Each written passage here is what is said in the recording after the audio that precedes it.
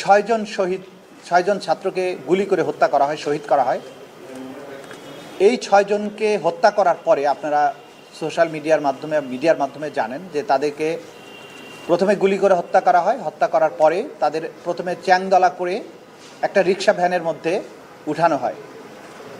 ওইখানে কিছুক্ষণ ফেলে রাখার পরে পরবর্তী সময়ে পুলিশের একটা ভ্যান নিয়ে আসে, সেই ভ্যানে তাদেরকে উঠানো হয়। ভ্যানটা সেখান থেকে সরিয়ে থানার পাশে একটা জায়গায় একটা দোকানের সামনে দাঁড় করিয়ে রেখে সেই লাশগুলোতে পেট্রোল এনে বোতল ভরে এক জায়গা থেকে পেট্রোল আনে একজন, আরেকজন এই পেট্রোলটা ঢালে, আরেকজন ম্যাচ নিয়ে আসে, তারপরে আগুন দিয়ে জ্বালিয়ে দেওয়ার চেষ্টা করা হয় গাড়িসহ।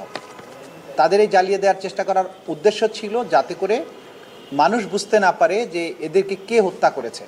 পুলিশ হত্যা করে পুলিশের গাড়িতে রেখে আগুন দিলে মানুষ মনে করতে পারে যে পুলিশের গাড়িতে যেহেতু আগুন দেওয়া হয়েছে হয়তো এই হত্যাকাণ্ডটা ছাত্র জনতা করেছে। এইভাবে দায়টা অ্যাভয়েড করার জন্য তারা পুলিশের গাড়িতে রেখে আগুন দেয়।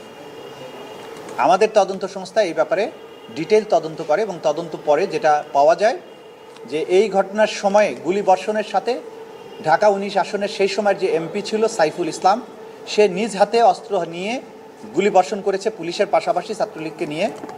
তিনি সহ এই লাশ পোড়ানোর ঘটনার সাথে সেই সময় কর্মরত 4 জন পুলিশ অফিসারকে আমরা শনাক্ত করেছি। এই 4 জন আর সাইফুল ইসলাম ঢাকা 19-এর এমপি সেই সময়ে, তার বিরুদ্ধে আমরা গ্রেপ্তারি পরোয়ানা জারির জন্য আবেদন করেছিলাম।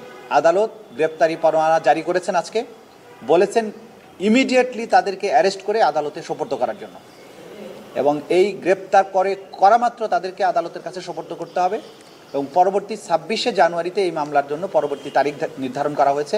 এর মধ্যে প্রোগ্রেস রিপোর্ট বা তদন্ত রিপোর্ট যেটা আমরা পাবো সেটা আদালতের কাছে দাখিল করব।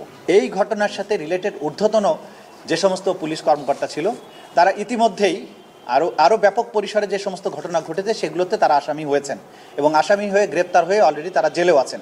এবং এটার কমান্ড রেসপন্সিবিলিটির কারণে উপরের দিকে শেখ হাসিনা সহ স্বরাষ্ট্রমন্ত্রী সহ অন্যরাও আসামি হয়েছেন, তাদের বিরুদ্ধে গ্রেপ্তারি পরোয়ানা জারি হয়েছে। স্পেসিফিক্যালি এই 6 জনকে হত্যা করে লাশ পোড়ানো একটা নৃশংসতম ঘটনা, সেই জন্য এইটাকে আমরা আলাদাভাবে তদন্ত করেছি এবং এইটার সাথে রিলেটেড যে কয়েকজনকে পাওয়া গিয়েছে তাদের বিরুদ্ধে আমরা গ্রেপ্তারি পরোয়ানা চেয়েছি।